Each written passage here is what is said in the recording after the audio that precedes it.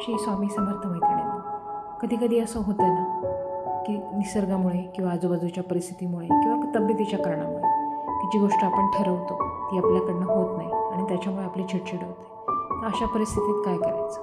एक तर घरातल्या ज्येष्ठांशी संवाद साधायचा.